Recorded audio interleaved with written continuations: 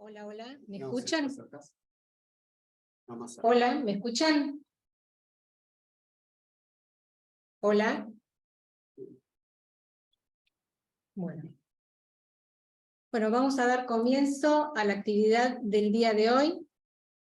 En principio, queremos agradecer a todos los que están participando en forma virtual y presencial, y especialmente a la invitada de hoy, la doctora Gabriela Piovano, a la presidenta de la Asociación de Abogadas y Abogados de Buenos Aires, la doctora María Elena Barbagelata, a la vicepresidenta de la Comisión de Derecho Sanitario, la doctora María Cristina Cortesi, y al doctor Carlos López de Belva, el presidente de la Comisión de Derechos Humanos. El tema que vamos a tratar hoy es el derecho humano a la salud. Y va a disertar la doctora Gabriela Piovano. Cuando terminemos, pueden hacer preguntas, tanto los quienes están en forma virtual como presencial. Ahora vamos a darle la palabra a la doctora María Elena Barbagelata. Bueno, acá tengo. ¿Dónde me pongo? ¿Por acá está bien? Sí. Bueno. Ah, no, no te ven por ahí. No Yo me te ven. abriré del otro lado. Para allá. Si no, Por En eso otra pregunto. o puedes mirar esa cámara. Sí. Bueno, no, simplemente para agradecerles la iniciativa referida nada menos que al derecho humano a la salud. La verdad que hoy está en la agenda, o la pandemia impulsó que estuviera en la agenda, y como las deudas son tan grandes, creo, ha tenido y ha tomado un lugar inusitado por la magnitud de la violación, diría yo, al derecho humano a la salud.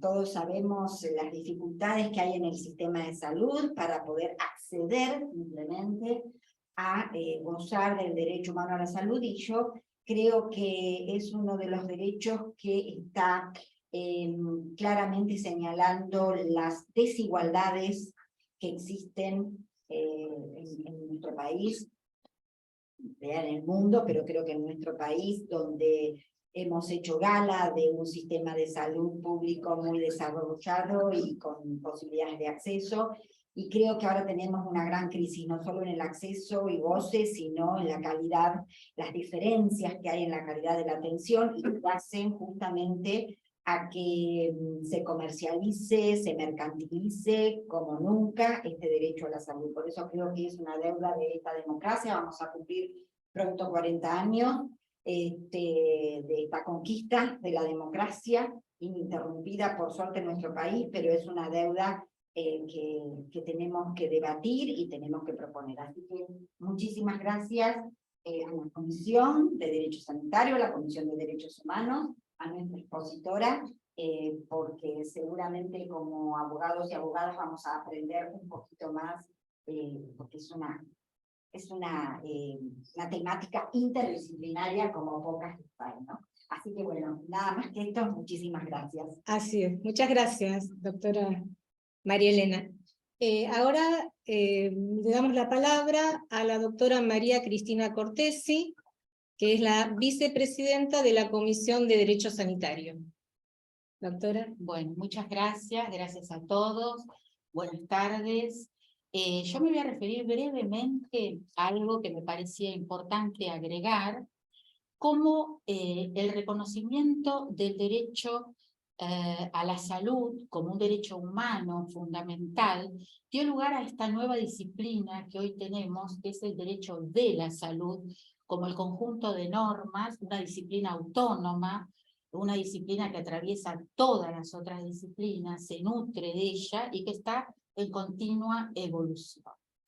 Nosotros en la Constitución de 1853 no teníamos mencionada la palabra salud, pero sabíamos que había un derecho reconocido por el famoso artículo 33, que era el de los derechos innominados, y ahí sabíamos que teníamos el derecho de la salud porque forma parte del derecho a la vida. Entonces era importante ese reconocimiento. La gran oportunidad la tuvieron los constituyentes de 1994, sin embargo, la palabra salud ahí nos aparece solamente en un artículo cuando nos habla de la protección de la salud en relación al consumo. Y esto nos trajo una serie de inconvenientes a los que creemos que en la salud no hay una relación de consumo, por muchos motivos, pero el más importante creo yo que es que las relaciones de consumo están ligadas a lo que son los derechos disponibles, ¿no es cierto? Como es todo aquello que se puede comprar, se puede vender, lo que está en el comercio, que genera actos de comercio, en tanto que en la salud está en juego el cuerpo humano, que para mí es un bien indisponible.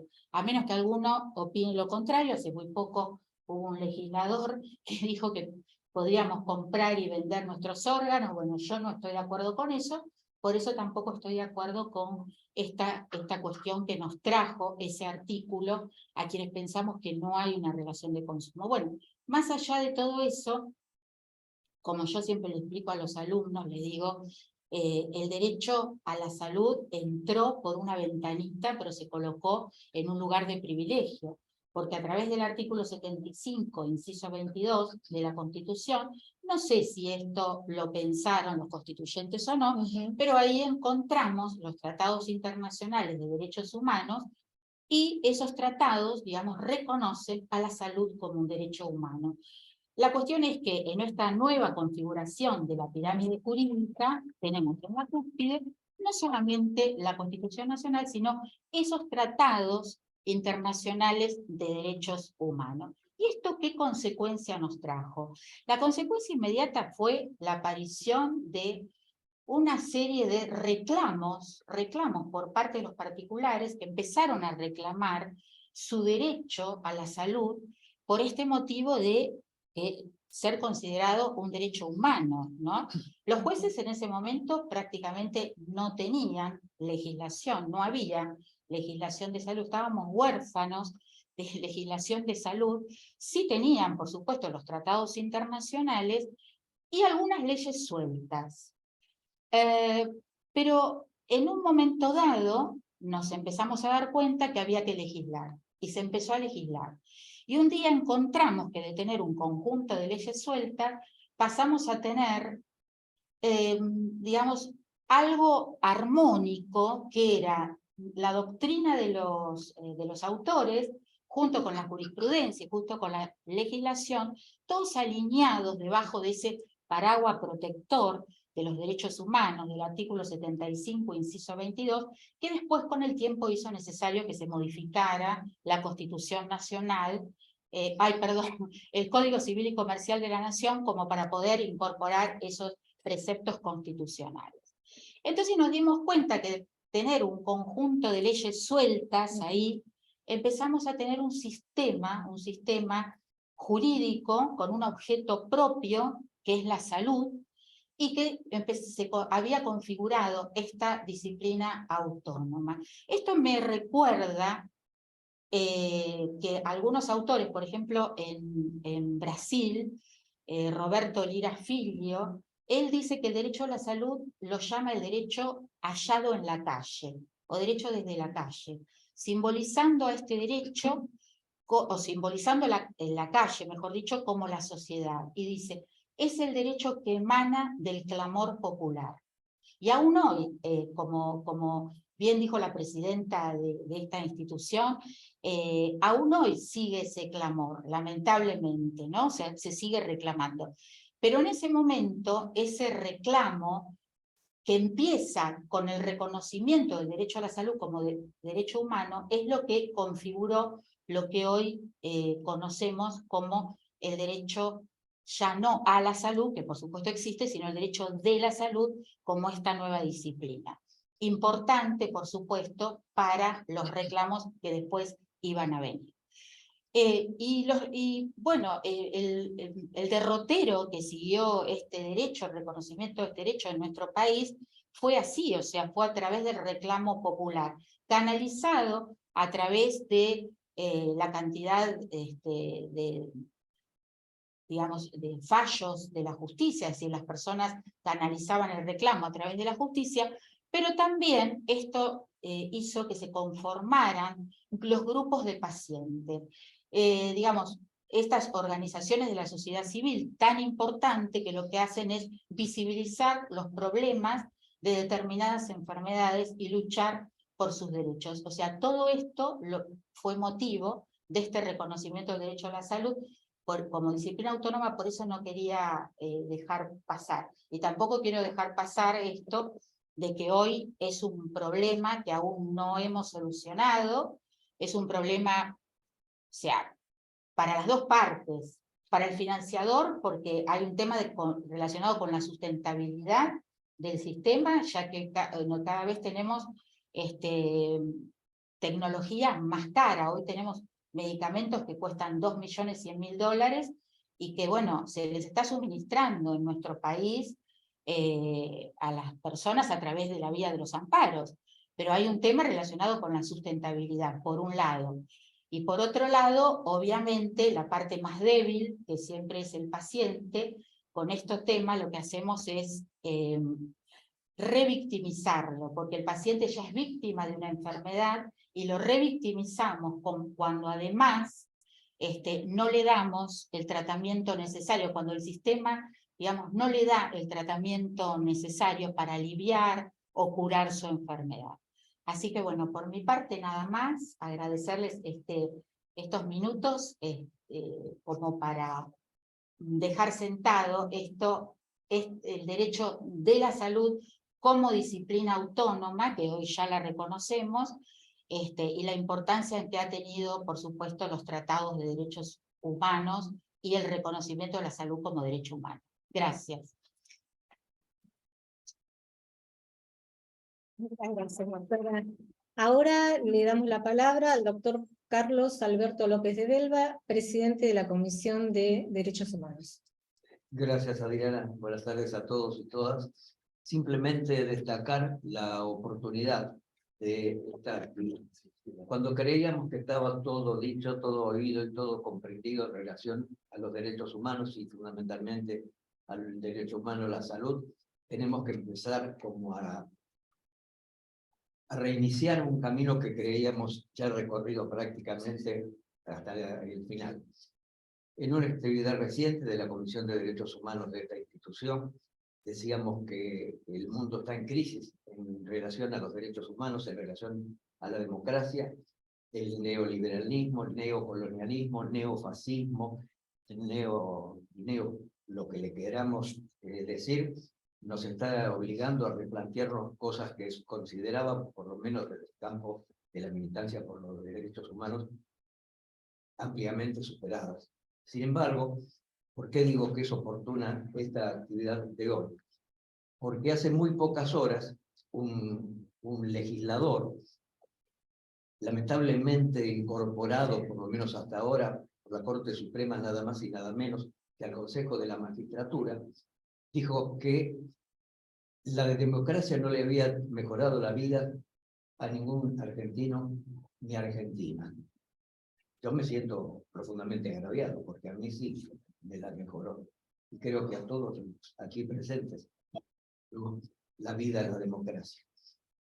También es oportuna, porque ayer hubo una marcha del personal de la salud, de los médicos, de las enfermeras, los enfermeros, las médicas, reclamando por un reconocimiento de aquella sociedad que hasta hace muy poco aplaudía en los balcones, que por suerte también ayer acompañó en parte a estos compañeros y compañeras, pero sin embargo vemos que cuando empezó la pandemia decíamos, o nos preguntábamos si la pandemia iba a sacar lo mejor o lo peor de nosotros.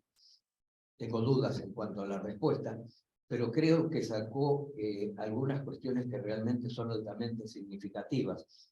Cuando luchaba el pueblo, luchaban las autoridades por salvar vidas, había manifestaciones adversas a las medidas sanitarias, había manifestaciones adversas a la vacuna.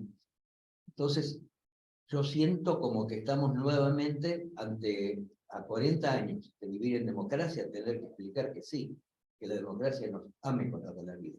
Y a 74 años de la Declaración Universal de los Derechos Humanos, ya próximo a cumplirse, tenemos que volver a escribir nuevamente, a dar esa lucha cultural en defensa de esos derechos humanos que para muchos está en crisis. Hay negacionismo, tanto en relación a las cuestiones sanitarias como en los derechos humanos en general. Por eso creo que esta iniciativa, felizmente acogida por la mesa directiva de nuestra institución y propuesta por la Comisión de Derechos Sanitarios y la de Derechos Humanos, es muy oportuna. Y creo que el acierto fundamental es haber propuesto a la disertante de hoy, a quien ustedes realmente han venido a escuchar y ver, que es la doctora Piovano. Yo me retiro del uso de la palabra y me dispongo a escuchar atentamente a la doctora Piovano, a quien en nombre de la Comisión de Derechos Humanos le agradezco el habernos aceptado la invitación y ilustrarnos a partir de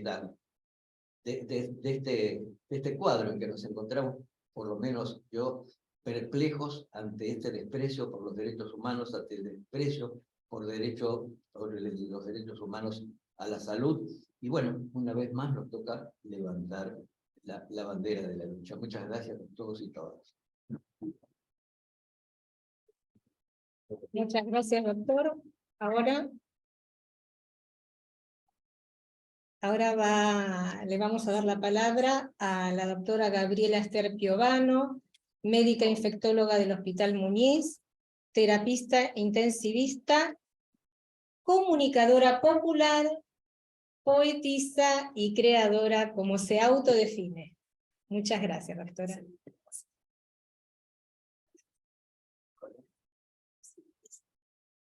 Ahí está, ahí para atrás, así. Con la ruedita.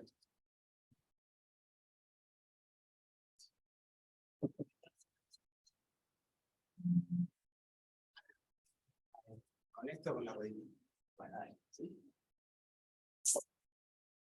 Bueno, buenas tardes, muchísimas gracias. Bueno, a Nelia Soto en realidad, porque estoy segura que fue ella la que empezó con esto, y con seguramente Catalina de Nasi también, dos amigas que tenemos ya hace un tiempo, nos reconocemos y bueno, muchísimas gracias. Y bueno, gracias también obviamente a la Asociación de Abogados y Abogadas, más que nada justamente por ocuparse, ¿no? De hablar, de poner en palabras lo que está pasando con la salud y con el acceso a la salud con una perspectiva de derechos humanos. Bueno, yo como son abogados, dije, bueno, esta gente va a querer que yo diga algo en relación a todo esto, ¿no? Bueno, y lo saben todos, pero me gusta que pongamos la Declaración Universal de los Derechos Humanos que se inscribió por primera vez el 10 de diciembre del año 48, y que en su artículo 25 dice que toda persona tiene derecho a un nivel de vida adecuado que le asegure, así como a su familia, la salud y el bienestar, y en especial la alimentación, el vestido, la vivienda, la asistencia médica y los servicios sociales necesarios. Tiene asimismo derecho a los seguros en caso de desempleo, enfermedad, invalidez, viudez, vejez u otros casos de pérdida en sus medios de subsistencia por circunstancias independientes de su voluntad. Y segundo, la maternidad y la infancia tienen derecho a cuidados y asistencia especiales. Todos los niños, esto es gracioso, nacido en matrimonio o fuera de matrimonio, en 48 era muy importante este dato, tienen derecho a igual protección social. Y no es anecdótico, ¿no? Porque era distinto ser hijo de un matrimonio declarado y no. Bien, después la Constitución Nacional, como decíamos recién, modificada en el año 94, habla del derecho a la salud. Entonces, me gusta porque yo lo que digo es que veamos la letra, ¿no? La letra ¿a qué nos condiciona? El Estado otorgará los beneficios de la seguridad social que tendrá carácter integral e irrenunciable. En especial, la ley establecerá el seguro social obligatorio. En el artículo 33, las declaraciones de derechos y garantías que enumera la Constitución no serán entendidos como negación de otros derechos y garantías no enumerados, pero que nacen en la soberanía del pueblo y de la forma republicana de gobierno. Y después, todos los habitantes gozan de derecho a un ambiente sano, equilibrado, apto para el desarrollo humano y para que las actividades positivas satisfagan las necesidades. Bien.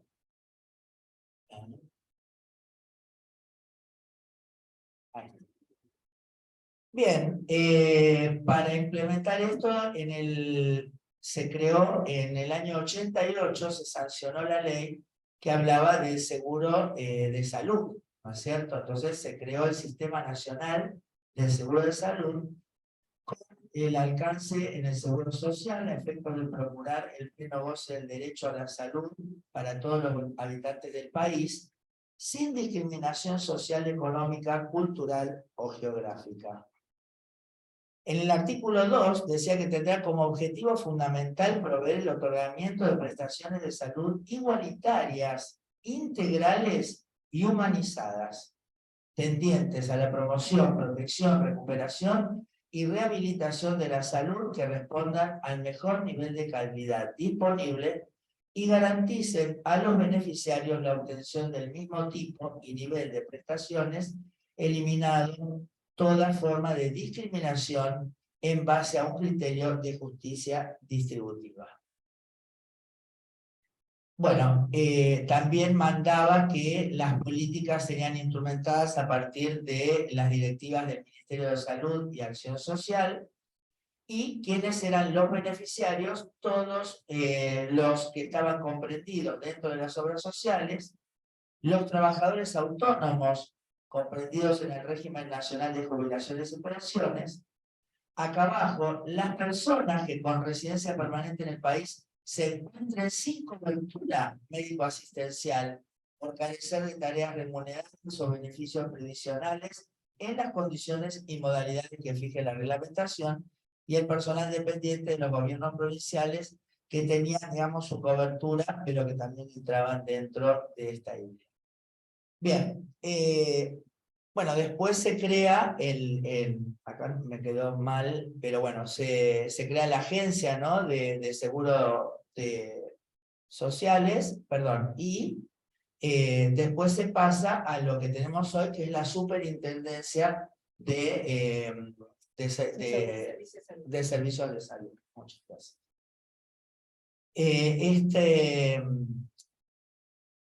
Esta agencia, digamos, no sé por qué no. ¿Sí? ¿Ese? Sí, pero a ver, espera, porque quería ir a lo de... No, para atrás. No, vení de nuevo porque no sé cómo es. Medio complicado, no sé por qué haces eso. ¿Querés que lo pase yo, me dices?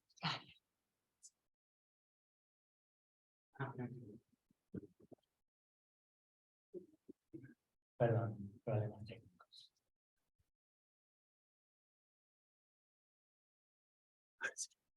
Continuamos.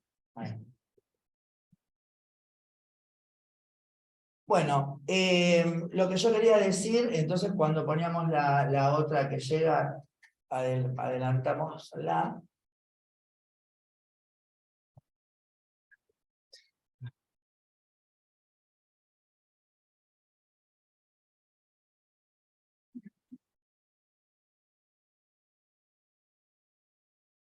Ahí fuimos para más adelante, ahí para atrás. ¿Sí? Para atrás.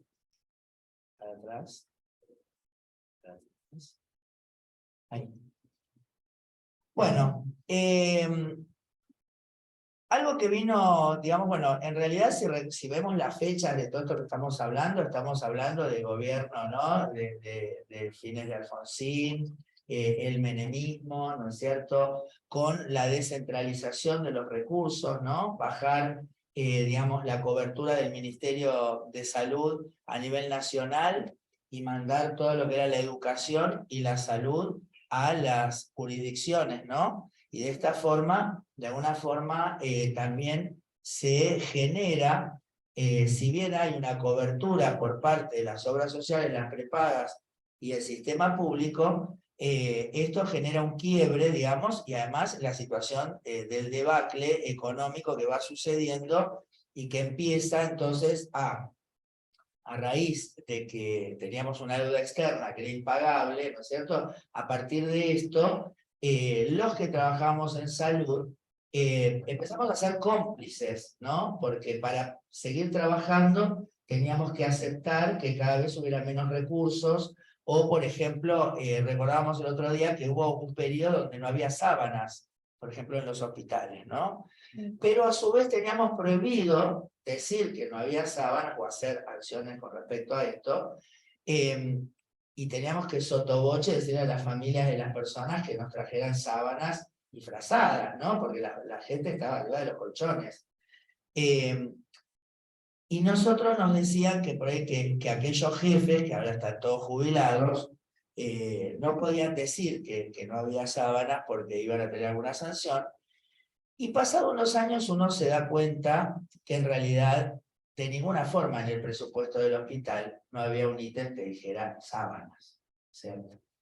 Digo, se aprovechó mucho también a la crisis. En algún momento pasó estar en un hospital y que dijeran que no había placas para radiografías, pero que sí se vendían en el kiosco de enfrente. Así que la gente cruzaba a comprar su radiografía, que yo hoy me doy cuenta que es obvio que agarraron la caja de placas, la cruzaron al kiosco de enfrente y hacían negocio. Pero en el medio de eso surge algo que rompió la historia, ¿no es cierto? Que fue la pandemia de SIDA, ¿no? El síndrome de inmunodeficiencia adquirida, realmente algo tan negado, tan marginado, tan vilipendiado, realmente logra cambiar la historia en muchos sentidos, ¿no? Porque realmente, bueno, cuando yo los invito siempre a ver Y la banda siguió tocando, que es una película que nos muestra, ¿no?, todos esos primeros años y la lucha y todo lo que había detrás de esto. Y en Argentina, por supuesto, se traslada también la problemática de tener una situación de salud donde de alguna forma se nos decreta la muerte, pero en realidad quedamos vivos. No sabíamos por cuánto. En realidad, cuando empezamos a estudiar un poco, nos dimos cuenta que las personas podían estar infectadas sin enfermedad más de 10 o 15 años. Quiere decir que eran personas que por 15 años podían trabajar, podían desarrollar su vida, y sin embargo, por ejemplo, hablando de la justicia, pasaba que o por ahí la persona ya tenía algo del síndrome y la mandaban al hospital para que le curáramos el SIDA, o le daban, lo exoneraban de sus penas, ¿no?, porque tenía SIDA y se iba a morir. ¿Cuánta gente quedó en libertad con este concepto? ¿No es cierto? Porque en realidad no era una enfermedad mortal, rápidamente mortal. Sin embargo, cuando aparecieron los tratamientos, ahí se marca la diferencia. O sea, realmente aquel que accedía a los tratamientos garantizaba su salud y aquel que no, no.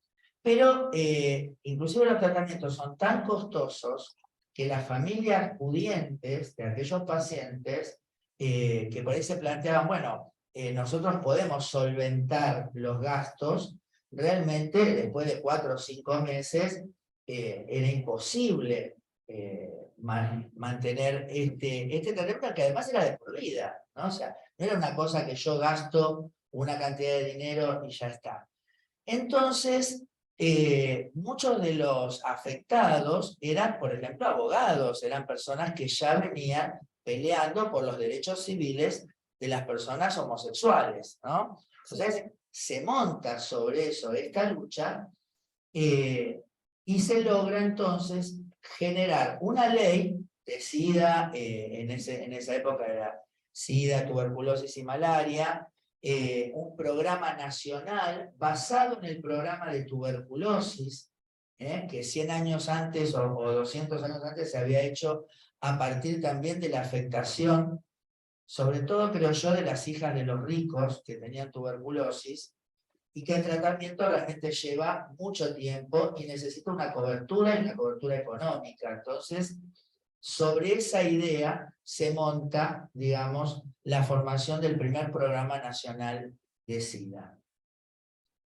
Y esto fue muy importante, ¿no? Porque fue empezar a reconocer, digo esto, o sea, ahí empieza un poco la idea de que eran poblaciones marginadas, que no tenían acceso de ninguna forma ni al Estado, ni a las instituciones, ni mucho menos, pero a partir de esta situación, el Estado tiene que reconocerlos y recibirlos. Y de esto se genera, por ejemplo, que las personas trans empiezan, digamos, a formalizar, y esta batalla, ¿no? Formalizar su existencia, nombrarse, ¿no? Años después aparece la Ley de Identidad de Género. Esto también nos demuestra cómo a veces estas situaciones generan derrame de derechos sobre otras poblaciones. Porque además de visibilizar la situación de las personas trans, también se empezó a hablar de las personas que estaban en cautiverio, de las minorías, las famosas minorías sexuales, etcétera, etcétera, ¿no? Ahí se empezó también a hablar de accesibilidad. Y una cosa especial también que surgió fue en ese momento la ley de derechos de los pacientes, ¿no? La idea, porque también ahí para mí hubo una pequeña trampa, porque en realidad en un primer momento las personas HIV, por ejemplo, que estaban gravemente enfermas, no pasaban a terapia intensiva, porque se consideraba que eran personas terminales, que no había tratamiento, y tratar esas enfermedades era prolongar, entre comillas, una agonía. Y entonces ahí surge todo un tema ético. ¿Por qué? Porque como la salud es ya hablando, digamos, del acceso a la salud, hablando de tratamientos, hablando ya de niveles terciarios, o digamos, de complejidad, ¿no es cierto? O sea, acceso a una terapia intensiva, y esto está marcado por criterios de ingreso. Entonces, uno de los criterios de ingreso era la recuperabilidad de las personas. Entonces, en esta idea de que las personas no se recuperaban, pese a que eran jóvenes, no se los iba a pasar a terapia intensiva. Entonces empieza a surgir la idea del encarnizamiento terapéutico, que en realidad eran todas cosas que ya estaban previas, ¿no es cierto? Pero que el debate, y en el fondo, es vergonzoso decirlo, pero también tiene que ver con la idea de los médicos de no tocar a los pacientes que tenían HIV. Entonces, todo lo que contribuyera a no lo pasemos a terapia, no hagamos nada, mejor. Entonces, de alguna manera se busca, para mí, es mi visión particular, se busca cómo cubrimos esta situación. Y, por supuesto, porque los pacientes no querían pasar a terapia si realmente su situación era de terminalidad. En este sentido, nosotros en el Hospital Muñiz aprendimos que esto no era así, y que cuando aparecieron los tratamientos, que también en un primer momento no se le daban a las personas que estaban enfermas y gravemente enfermas, el hecho de que eran efectivos, y se veía claramente que los tratamientos eran efectivos, la lucha fue pasar los pacientes, o sea, empezar a aceptar los pacientes en terapia, que se hicieran los tratamientos de las enfermedades que tenían, para después acceder al tratamiento del virus y de esta forma a una buena calidad de vida, que es lo que nos dio la experiencia. Así que bueno, ahora venimos del Congreso de la Sociedad Argentina de Terapia Intensiva, presentando después de 20 años nuestros casos, y todavía tenemos que, digamos, decirle a nuestros colegas que le pierdan el miedo a esta situación del HIV, que le pierdan el miedo de hacer un estudio de HIV para darle un resultado a sus pacientes y que se comprometan con su estado, digamos, con su proceso de salud de enfermedad, porque hay grandes chances de que salga adelante el paciente y realmente pueda mejorar.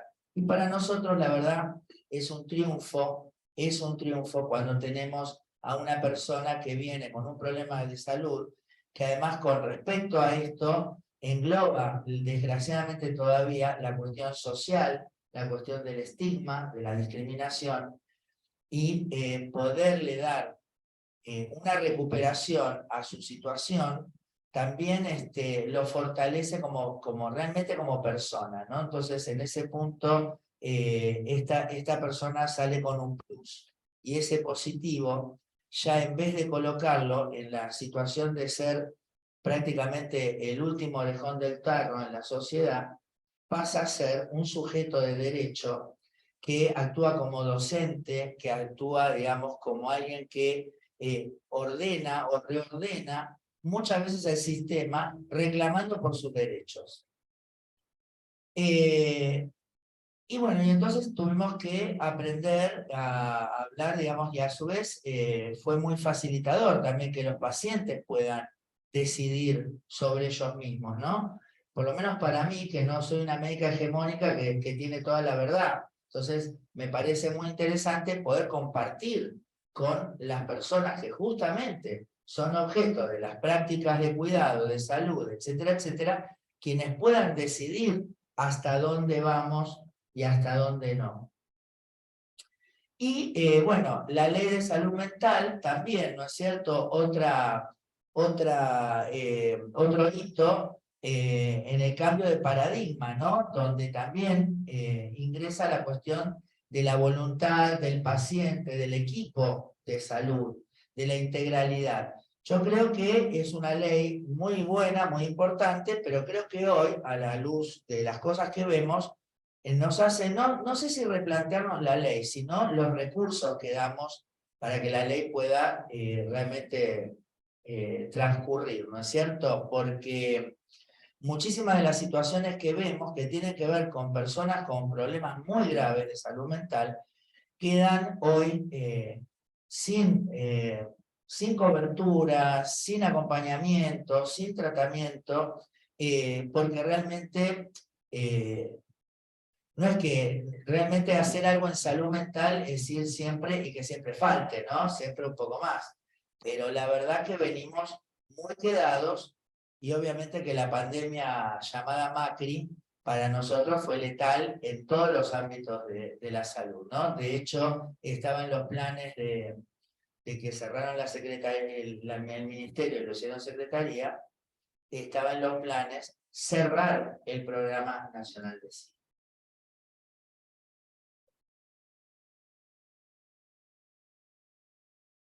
Bien, y entonces la accesibilidad al sistema, obviamente que es un concepto que es muy amplio, porque no es solamente que yo tenga obra social o no, sino que vamos directamente a algo muy básico, ahí está, el cerrar los neuropsiquiátricos públicos, totalmente.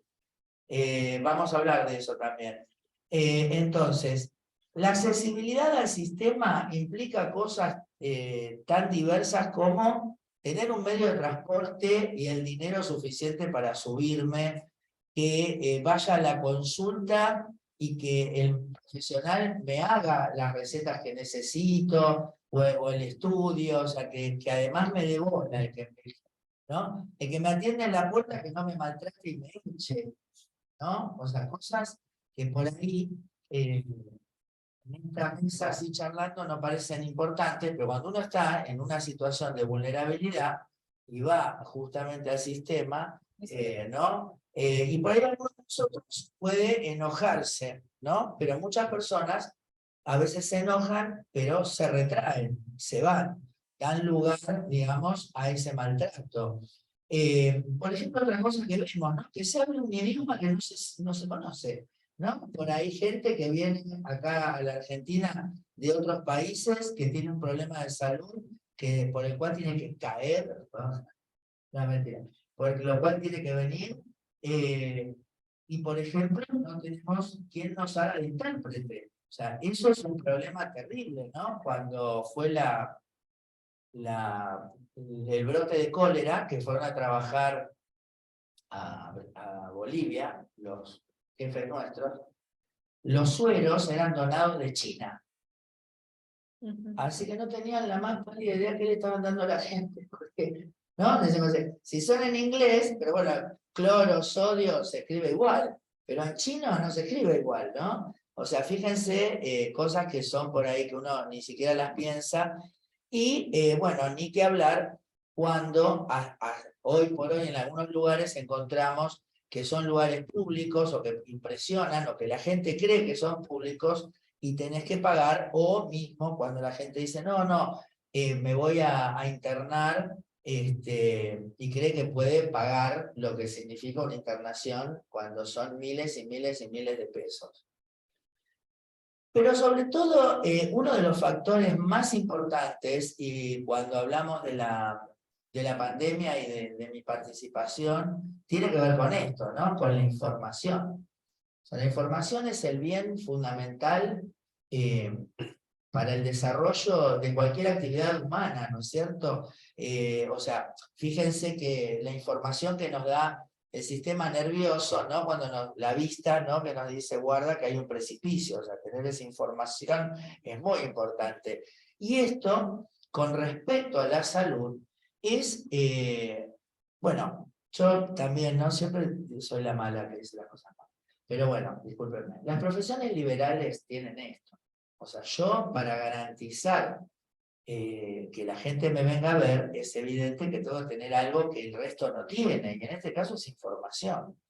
Entonces, dar información que no sea errónea, dar información que realmente esté chequeada, y ni siquiera que esté tergiversada con fines económicos o antisociales, que es lo que nos pasó. Pero no solo nos pasó ahora, que lo podemos ver patente, esto nos pasó también en la pandemia de SIDA. Y nos sigue pasando. Nos sigue pasando que la gente no tiene información, no puede acceder.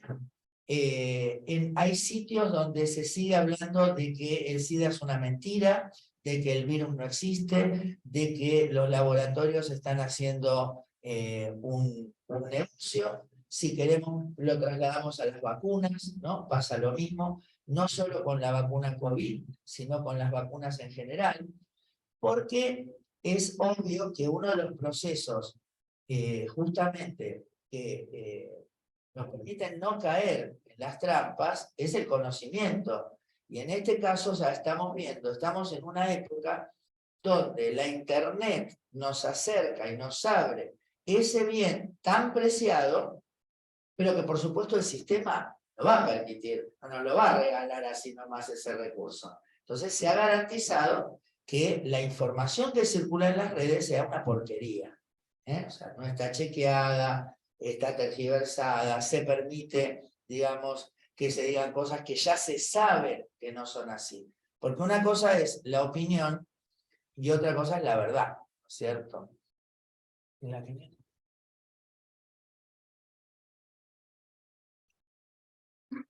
Y ya hablando, digamos, en la relación, porque bueno, de lo que hablábamos recién y por ahí no puntualicé tampoco, hablando, ¿no? De cómo se proclama el estado de salud y de enfermedad, digamos, o el acceso o los derechos a la salud. Obviamente a muchos de nosotros nos gusta más la definición de salud de Carrillo, ¿no? De Ramón Carrillo, o sea, una persona es sana, no sé si cuando no tiene enfermedad, pero sí cuando puede transcurrir, digamos, una vida plena en la comunidad, ¿no es cierto? Y en ese punto entonces es donde hoy por hoy la salud, digamos, en un sentido muy mercantilizado, tiene un acceso y un fin muy acotado. Y sin embargo, para aquellos que tenemos o que tienen una visión integral, realmente la idea es que la salud no es solo combatir microbios, ¿no es cierto? Y también sanear el ambiente, ¿no? Pero también el ambiente de trabajo, el acceso a la justicia, etcétera, etcétera. Y en este caso, bueno, me pongo muy básica diciendo, ¿no?, que es una relación de fuerzas entre el prestador y el beneficiario. Esto hablando un poco, que se me fue una diapo, sobre quiénes formaban parte de ese seguro de salud, ¿no es cierto?, en Argentina. Y hay una relación de fuerzas que obviamente está a favor del prestador, ¿no es cierto? Y que en este caso, quiero, como les decía recién, si el beneficiario tiene conciencia, o sea, conoce de ejercicio de sus derechos y de la ciudadanía, logrará tener una respuesta, ¿no?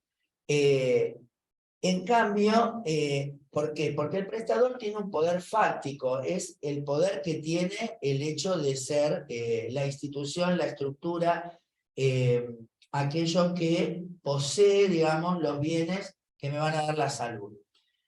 Y el beneficiario tiene un poder tácito que justamente creo que una parte de la lucha, y ahí es donde nos metemos con los modelos, ¿dónde lo colocan? ¿No es cierto? En un modelo solidario, en un modelo inclusivo, obviamente el poder va al beneficiario, ¿no es cierto? Que es en realidad el que termina, un beneficiario empoderado, es el que termina regulando el sistema inclusive, ¿no? O sea, por lo menos en un plano ideal.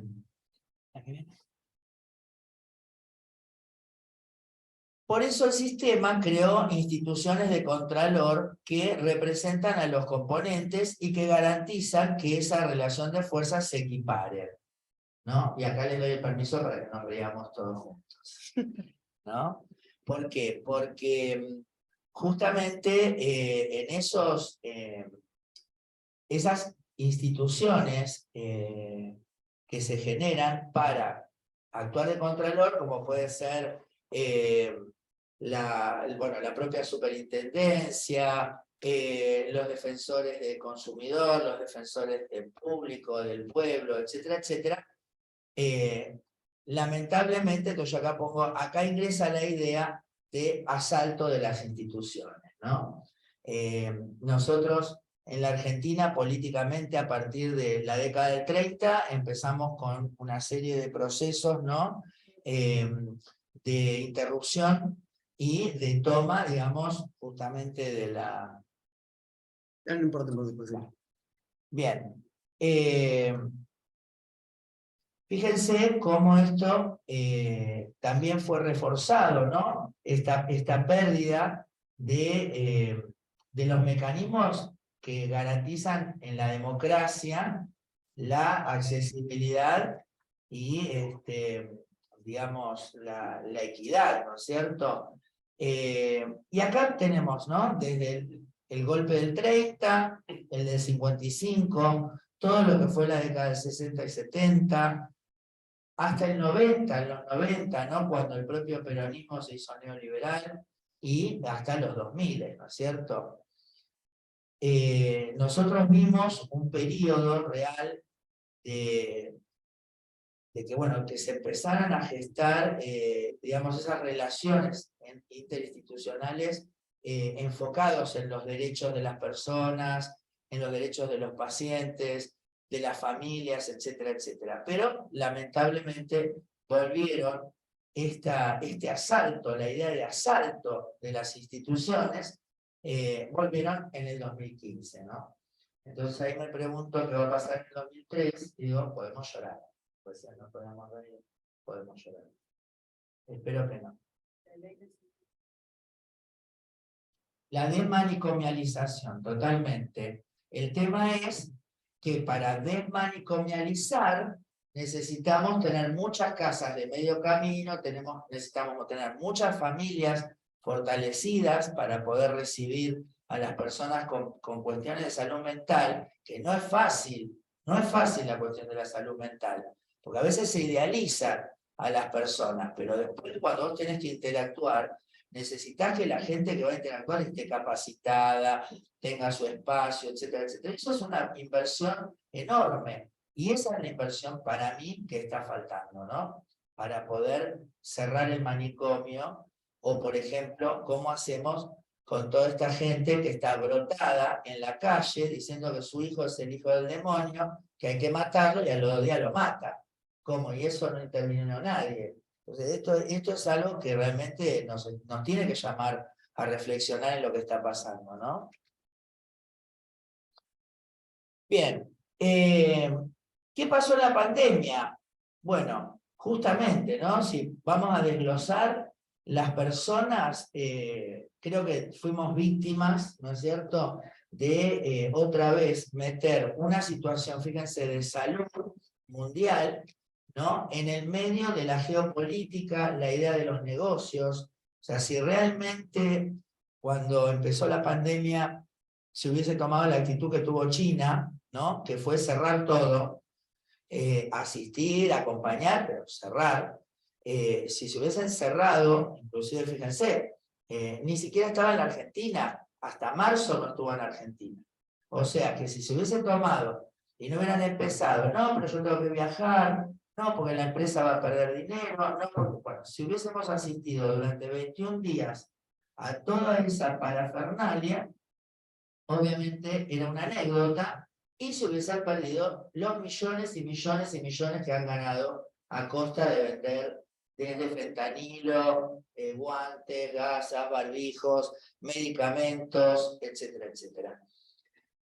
Y las personas, obviamente, víctimas de todo esto, víctimas de la desinformación, de la información generada a propósito, digamos, con la idea de que las cosas fueran mal, la idea, o sea, qué distinto hubiera sido, vuelvo a insistir, si todos pensamos para el mismo lado, si todos hubiésemos dicho, bueno, esto puede tener un tiempo límite, si hubiesen realmente no existido en el medio, ¿no?, los antivacunas, los anticuarentena, los antigobierno, nosotros podemos hacer realmente un raconto de lo que fue pasando con la ciudadanía, cómo se fue moviendo y cuáles fueron las consecuencias, ¿no es cierto?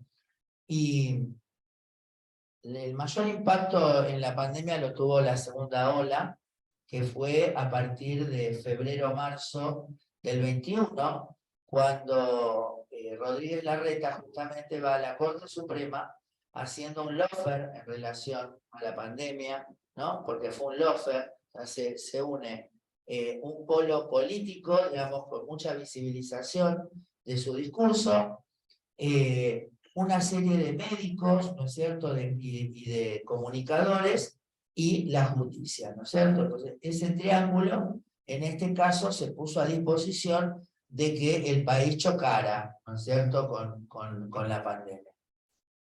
Con respecto a los profesionales, bueno, el tema que nosotros, por ahí es interesante, y que a veces es difícil también decirlo, porque, bueno, porque todos idealizamos, ¿no? O sea, cuando hablamos de trabajador de la salud, hablamos de un sacrificado, ¿no?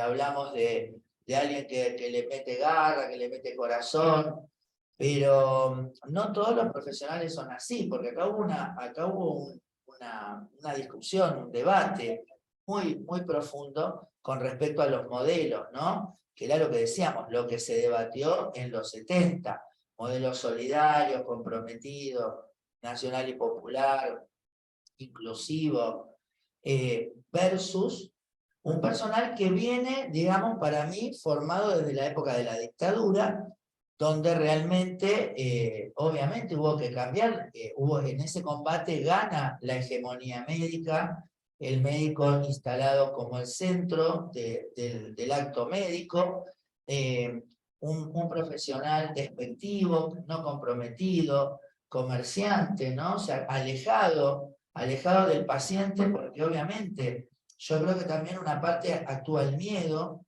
porque fue real, fue concreto. Nosotros en la Facultad de Medicina, en el piso 17, había un chupadero. Se llevaron estudiantes del comedor de la Facultad de Medicina. Entonces, esto es realmente para decir, bueno, ¿qué fue lo que nos puso en esta situación? Un miedo de mucho tiempo, visceral, casi ya olvidado, y sobre eso, obviamente, vuelve la democracia, pero no se debatió este modelo.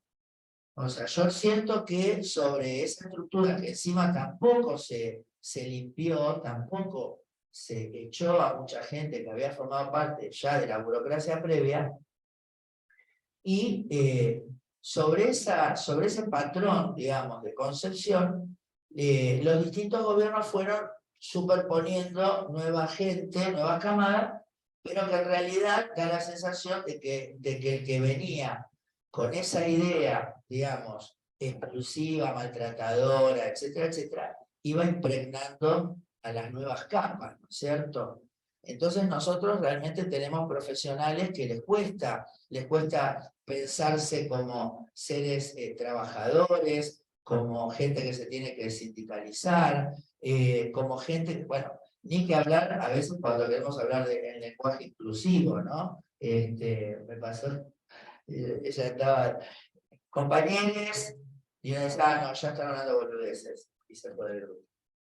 O sea, ni siquiera pueden tolerar, ¿no? Porque digo, no necesitas hablar vos así ni nada, pero, o sea, a ese nivel de agresión o de sentirse, digamos, increpados, ¿no? Por este tipo de cuestiones.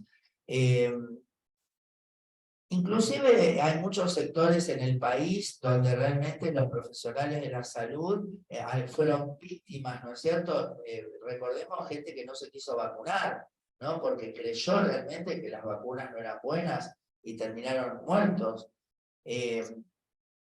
Y bueno, con respecto a las instituciones también, ¿no? Hubo dejar ser, los pacientes nuestros penaban por los hospitales, por eso digo, porque dijeron, por la pandemia, listo, cerramos. Y no atendieron más a nadie. Entonces, lo que nos interesa es que la gente esté bien. Estábamos penando, pidiendo por favor a las instituciones que nos ayudaran dándole medicación a los pacientes, por ejemplo. ¿No? Cuando, por otro lado, uno está de acuerdo con el manejo que se hizo de muchísimas cosas, ¿no? Lo otro que obviamente se vio comprometido fueron los derechos, ¿no? Y ahí es donde, bueno, por ahí es el debate. Un problema de salud, ¿se puede coartar la libertad de circulación de la gente? Bueno, yo creo que esto no lo tendríamos que ni discutir, ¿no es cierto? O sea, yo creo que la gente directamente se tendría que haber puesto a disposición, tendría que haber entendido. Lo que pasa es que es lógico, en la medida que no se presenta un plan contundente, con un principio y un final, pero ese plan no estaba, porque si ese plan no era global, no servía. Entonces, como no hubo forma de que ese plan fuera global, bueno, el gobierno tuvo que dilatar y dilatar toda una serie de situaciones que, vuelvo a insistir, si hubiéramos estado todos del mismo lado, todos entendiendo lo que pasaba, todos entendiendo lo que había que hacer para salir, la hubiésemos pasado mejor, con menos víctimas, con menos situaciones realmente de desequilibrio de toda clase, ¿no? Del económico, de la salud mental, etcétera, etcétera. Bueno, y por supuesto, perdón, la economía y la propia salud, ¿no? ¿Qué pasó con la economía? Bueno, todos los que decían que la pandemia no abrir iba a quebrar la economía, realmente el país pudo y tuvo superávit, ¿no es cierto? Y hoy por hoy nuestro problema es la repartija de esos superávit. Pero más allá de eso, es obvio que si yo no priorizo la salud de la gente, la economía en algún momento, como pasó en todo el mundo, se va a resentir. Entonces no tendría que haberse permitido esta falsa dicotomía. Y con respecto a la salud, bueno, ¿dónde estaba la salud? La salud hacía menos de 6 meses era una Secretaría de Salud que había dejado vencer vacunas, que había suspendido tratamientos oncológicos, de salud, para salud mental, para discapacitados, que se había planteado una reforma jubilatoria. Entonces, realmente la salud, más todo esto que estamos hablando, de ir permitiendo a los trabajadores que cada vez el sistema se vaya empobreciendo más y sintiendo que no hay salida, ¿no? Que no me puedo oponer, que tengo que ser cómplice directamente de lo que sucede. Bien, por último señalar entonces que nosotros cuando ejercemos la medicina, lo que les decía hoy, ¿no? Hay un costado legal. Todo ejercicio humano tiene un costado legal, pero la implicancia dentro de la salud es muy grande y es algo que en un sentido no es que uno dice, me quiero evadirme de la justicia, pero a veces es una herramienta, digamos, que sirve justamente para perpetuar actos injustos, ¿no es cierto? Porque por ahí el trabajador se encuentra atrapado en una institución que realmente no tiene y no está haciendo las cosas como corresponde, y uno se siente que no puede denunciar, que no puede, digamos, oponerse, que no puede hacer nada, porque no hay nadie que te, digamos, que te dé cobertura, que te acompañe, o siempre vas a terminar sancionado vos, porque obviamente la vez pasada te llevaste, no sé, una mamadera, te tenemos que echar. Y los tipos hicieron eso, que se infecten personas porque no se fijaron tal cosa, no sé, X. Entonces, bueno, quiero decir esto, ¿no? Como terminar el punteo. Entonces, el derecho, creo que el acceso a la salud tiene que ver con los derechos de los usuarios, con los derechos laborales, que hoy por hoy es muy importante justamente cambiar esta, y es lo que vemos, ¿no? Yo personalmente estoy muy contenta, muy feliz de ver a los nuevos trabajadores, a los nuevos jóvenes, ¿no?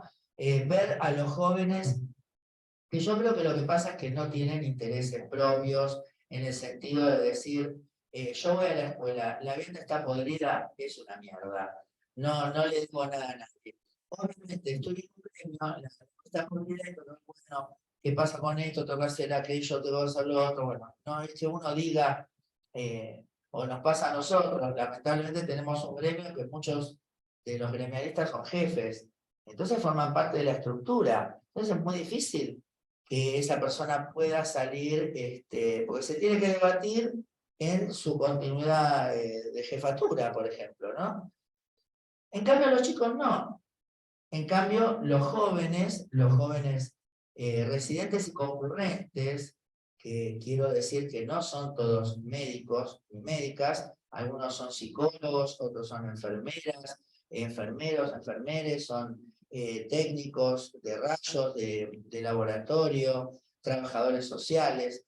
O sea, las carreras médicas están hoy en ebullición y tiene que ver también con esta juventud que por un lado, por suerte, va perdiendo esa idea clavada en el inconsciente de miedo a militar, a comprometerse, a organizarse, a tocar el tambor, a gritar, a estar despeinada o despeinado, ¿no? A decirle a la gente lo que le está pasando y realmente pelear, y pelear, digamos, con mucha altura, ¿no es cierto? Porque realmente lo que está pasando hoy con esta lucha, con la contraposición que hay, muestra realmente cómo esto los está corriendo de eje, ¿no? De hecho, hubo una manifestación de todo el espectro de la salud que fue por primera vez en la historia. Y que uno le siente también un poco como esta cuestión que decía Perón, ¿no? Que los dirigentes van a marchar la cabeza o la gente con la cabeza de los dirigentes. Entonces, bueno, es bueno que en algún momento se despertaran. Y, obviamente, lo que decíamos, el ejercicio de los derechos ciudadanos. Si nosotros tenemos personas que conocen sus derechos, que saben, digamos, la situación que les está sucediendo, qué implicancia tiene, obviamente es más difícil que el sistema lo vulnere. Pero bueno, ahí está también que la Argentina tiene una disparidad muy grande y ahí es donde también tenemos que ver de qué forma llegamos para fortalecer a la población, a la gente que está en los barrios, y a veces no es gente pobre, a veces se vulnera los derechos de personas que tienen mejor poder adquisitivo. Ojo con eso. La vez pasada estábamos hablando con una persona que justamente porque tenía su buen poder adquisitivo, tenía una prepaga. Un amigo de él pasa a otra prepaga, la compra a la prepaga y le dice, bueno, venite conmigo. Se pasa a esa prepaga, se empieza a enfermar y en definitiva tiene, después de mucho, un diagnóstico de ser HIV positivo. Va al infectólogo, el infectólogo le indica la medicación antiviral y esta persona la tiene que ir a retirar. La medicación antiviral es gratis para todas las personas, no hay copago, no hay reintegro. O sea, y esto corre a cuenta del Programa Nacional de SIDA. O sea, el contrato es que las empresas compran la medicación y después se la debitan a lo que sería el Ministerio de Salud. O sea, nadie puede ir a pagar bueno, se arma esta persona sufre que en un lugar público estas personas dicen su diagnóstico. Entonces, bueno, obviamente, frente a esa situación, se enoja, se pelea y se va. Entonces, bueno, como ya se quedaba sin medicación, va a una nueva prepaga, donde lo atienden pagando, y donde va a la farmacia y le entregan la medicación, pero la paga. Y es gratuito. Y es gratuito. O sea, obviamente el flaco a la tercera vez que tuvo que poner 50.000 pesos, dijo, no, bueno, a ver, pará, ¿qué puedo hacer? Entonces ahí habla con otra persona, bueno, llegan a mí, que por supuesto lo conecto con el hospital y retira su medicamento gratis, y bueno, y está batallando porque ya con el antecedente de tener HIV, ya no lo están recibiendo en las prepagas. Y no hay forma de que él lo demuestre, además, ¿no? Bien. Y entonces, lo último que me interesa antes de que ya termino, es obvio que la salida es colectiva, ¿no? O sea, ¿cómo logramos esto que hablábamos hoy allá arriba? Bueno, porque hubo un colectivo que tenía que ver, en este caso, con una enfermedad, como es el SIDA, pero que sin embargo, digamos, asumieron como una situación propia, como algo que se tenía que encarar, y realmente lograron modificar, vuelvo a insistir, la práctica médica, la organización del Estado. Las personas con HIV han llegado a viajar a la ONU a plantear sus situaciones. Entonces digo, realmente cuando nosotros sentimos que el sistema es contra uno, la idea tendría que ser poder entender que siempre formamos parte de un resto que forma parte de un todo, ¿no es cierto? Y la última. Bueno, una conclusión bastante obvia, pero bueno, la voy a decir. Si los derechos se ejercen y garantizan, la sociedad marcha luminosa hacia un futuro cierto. Muchas gracias.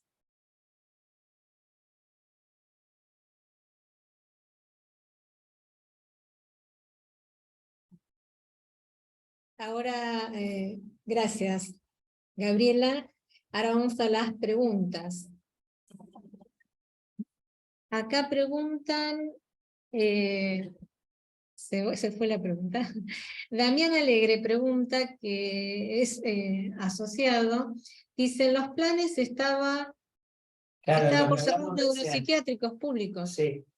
Bueno, en la ciudad de Buenos Aires está claro que desde hace 15 años, yo creo que desde que empezó la democracia, ¿no? Solo interrumpido realmente por el gobierno de Ibarra, siempre la ciudad estuvo bajo la égida del pensamiento neoliberal. Entonces, está el negocio inmobiliario también atrás, pero también está esto, ¿no? Transformar la salud pública en una salud de gestión privada, ¿no? Donde de última las empresas de salud, amigas de los ministros de la ciudad, pongan servicios a los cuales a los trabajadores obviamente le van a terminar pagando mal, pero el sistema va a pagar por esa atención una parte que va a ser muy caro, ¿no es cierto? Y en eso entra entonces también con la trampa y la excusa de la desmanicomialización, ¿no es cierto? El cierre de los neuropsiquiátricos. Acá Alba Pellar Murillo, también asociada, dice: la Ley Nacional de Salud Mental marcó el objetivo de desmanicomialización. Claro, exactamente eso. Justamente lo que decíamos, ¿no? Uno de los objetivos fue sacar a la gente del hacinamiento, de la despersonalización, de la masificación de la atención de la salud mental en los manicomios.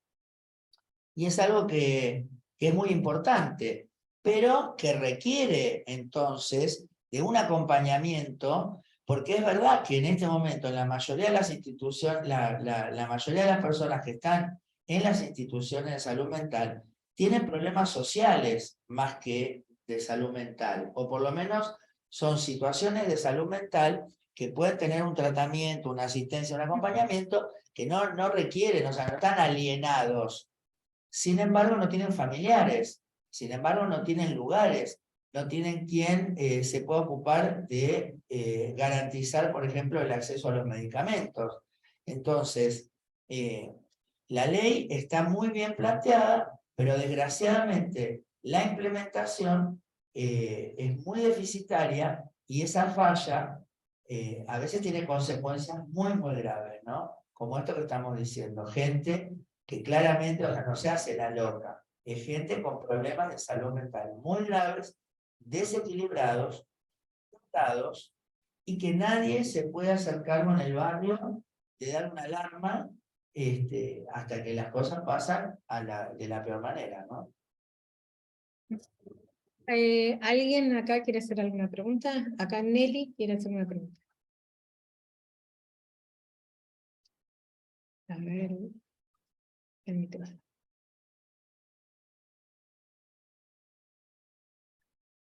¿Verdad? Sí. Bueno, ante todo, gracias por estar aquí. Excelente tu exposición, pero a mí me siguen quedando dudas, muchas. El derecho humano a la salud y derechos humanos en la de la salud, o sea, ¿dónde la metemos en ese prefijo, digamos? En la de cuando realmente vemos que hay un desfinanciamiento y que ese desfinanciamiento va justamente a atentar contra esa salud integral que debiera ser lo garantizado para todos, todas y todes los seres humanos. Entonces, desde el anciano, el bebé, el antes de nacer, bueno, ¿dónde vamos? Ya sabemos que institucionalmente hay déficit y bueno, ¿cómo se podría encarrilar todo ese cumplimiento? Lo que pasa es que el tema es que desgraciadamente fíjense, hasta los médicos, médicas y médiques, no gozamos de una salud integral. Muchísimas veces trabajamos y ni siquiera sabemos que se están debatiendo ese tipo de cosas.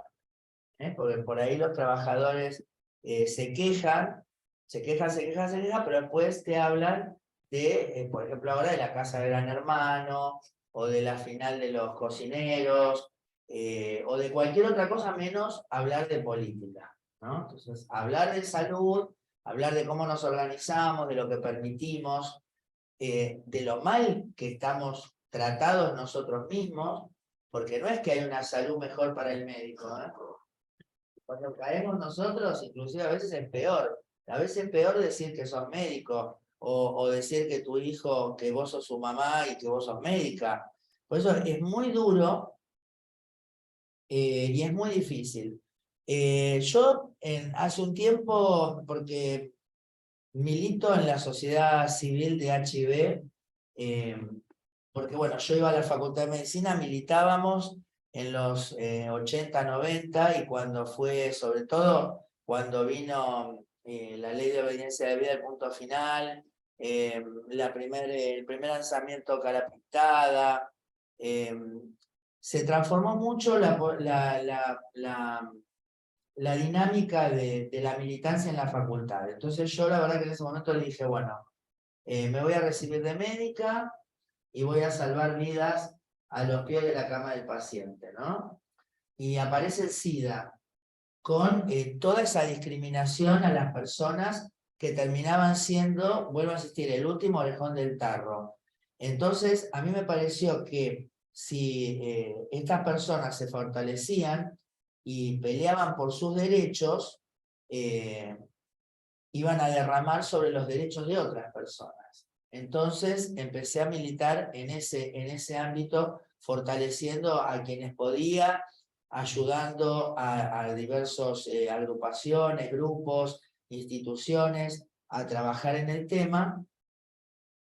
Y la verdad que es un colectivo que, si bien la militancia es muchísimo más chica que realmente lo que implica, bueno, se ha llegado realmente a sentar, o sea, no hay ninguna otra área de salud donde, digamos, el paciente o el beneficiario se sienta con el ministro a debatir qué se va a comprar, en qué se va a gastar la plata, ¿no? Y esto lo hizo la Sociedad Argentina de SIDA, ¿no? La Sociedad Civil del SIDA, perdón. Y cuando vino la pandemia, cuando vino el macrismo sobre todo, quedó claro la vulnerabilidad de todos los sectores, ¿no? De todos esos que estábamos hablando, de los jubilados, de los discapacitados, de las personas con temas oncológicos, de salud mental, de consumo problemático. Y toda esa gente no tenía donde, realmente no tiene la visión que tuvo este otro colectivo de reclamar, de juntarse, de tomar el ministerio, ¿no es cierto?, de hacer valer su situación.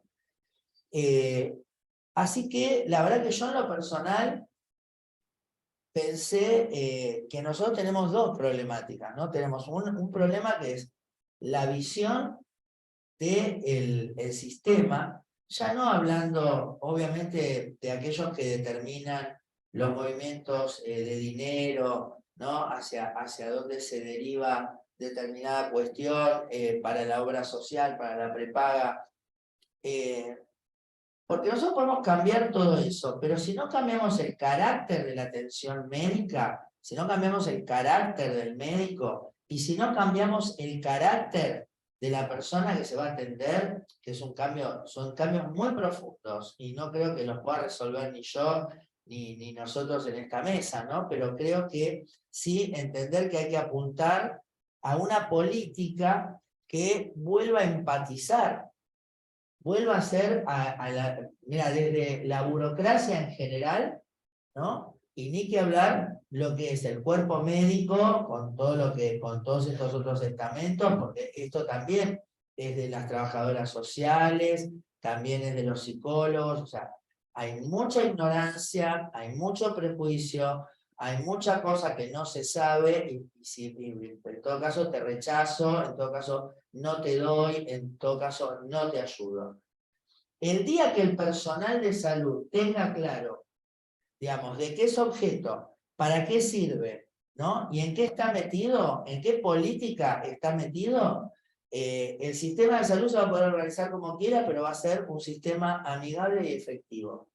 Porque no vamos a permitir, ¿no?, que pasen cosas que tienen que ver, digamos, con prácticas que sabemos que no van a nada, pero que hoy por hoy, vuelvo a insistir, estás condicionado por muchas situaciones a tener que seguir respondiendo en eso.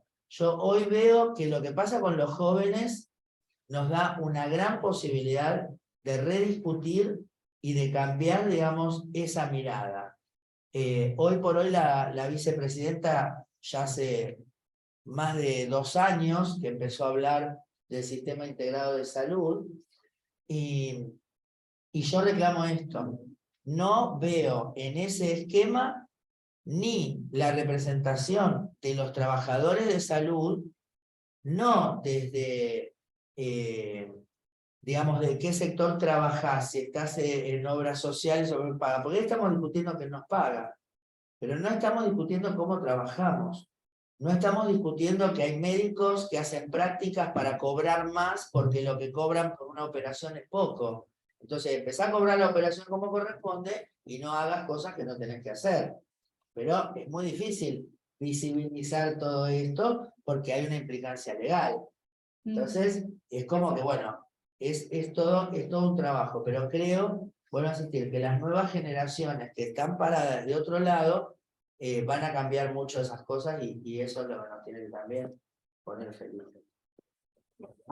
Bien, acá hace un comentario también Alba Cuellar Murillo, dice: en Argentina siempre faltó una política pública sanitaria de salud en serio, acorde a las necesidades del país. No he visto partido político, pasado ni actual, que busque una solución de fondo a todas las deficiencias que son de público y notorio, y menos siquiera pensar en tener una política sostenida a lo largo de los años. Bueno, esto es verdad, ¿no? Siempre decimos, los políticos lo último que les interesa es la salud. O sea, realmente el tema de salud no entra como primera cuestión. De todos modos, también pasó, porque recordemos que hubo un periodo donde se fundaron muchos hospitales, o sea, pero, ¿qué pasa? Ahí está el tema. En la medida que esto resulta antipático del gobernante, y no te invita a sentarte, a hablar y te escucha, ¿no? Esa catarsis que empieza, ¿no? ¿Por qué me pasa esto?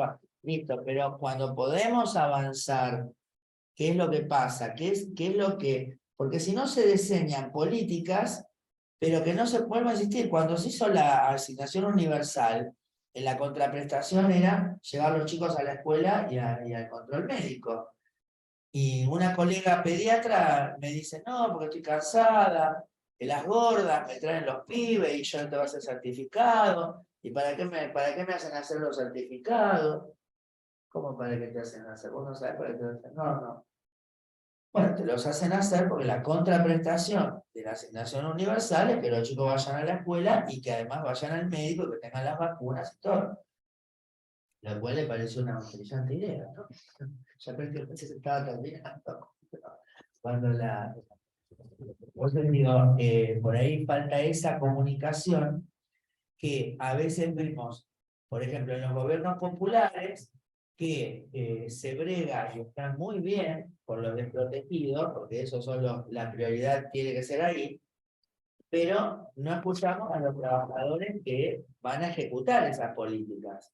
Entonces, si nosotros no hacemos esto, cometemos ese error, esa política no va a llegar, porque no comprometí al trabajador, ¿no? Entonces volvemos a lo mismo. Hay un ejercicio que tenemos que hacer.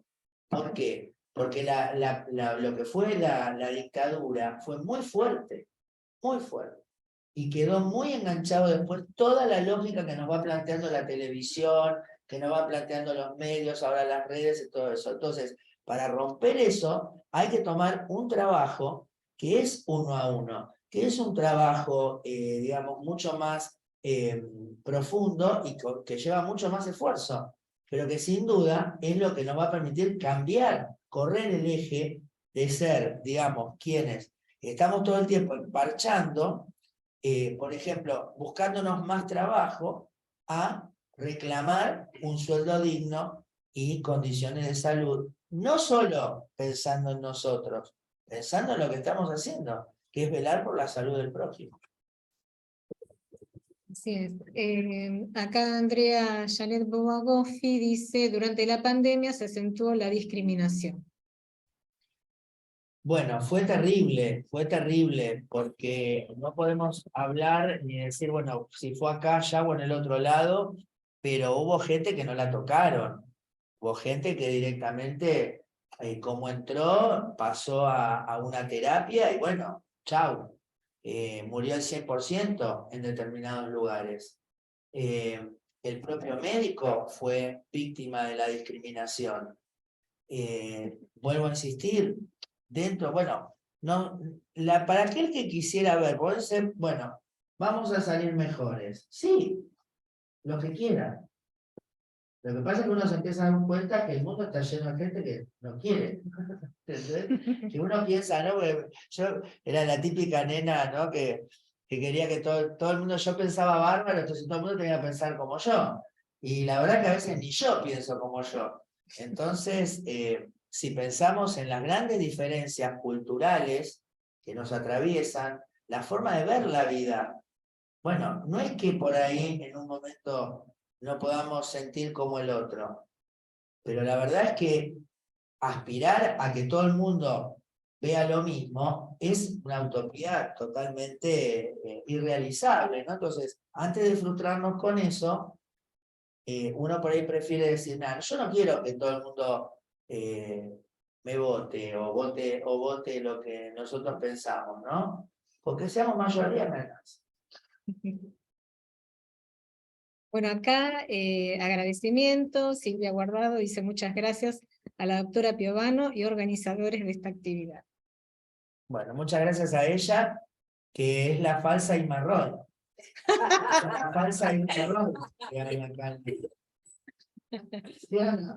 Sí, es parecidísimo. Es re parecida. Bueno, yo me llamó ella un gusto y muchísimas gracias, Silvia, también a vos, que se acercó a mí por esta actividad. Bueno, Yo ¿alguna voy a pregunta decir una más? cosa final, Oh. y esperemos que realmente, y pensando en positivo, y que somos humanos, y que nuestra idea es cambiar, y que día a día vamos cambiando más y más, o sea, no todos los días somos iguales, justamente, bueno, que esta nueva camada de profesionales de salud, de humanidad, que se alejen de los algoritmos y otras hierbas que andan dando vuelta, porque la salud no es solo un algoritmo, sino que justamente es esto, es materia, es espíritu, es la psique, está en todo. Y entonces, bueno, está bueno, y yo realmente me alegré muchísimo de ver toda la manifestación de esa nueva camada, que hace como que hay un recambio. Totalmente. Así que bueno, gracias, Gaby, por estar aquí. Bueno, muchas gracias, doctora Gabriela Esther Piovano. Lo de Esther lo podrían haber hablado. Es mi segundo nombre también, así que por favor. Bueno, muchísimas gracias. Realmente interesante y bueno, por un mejor acceso a la salud como derecho humano.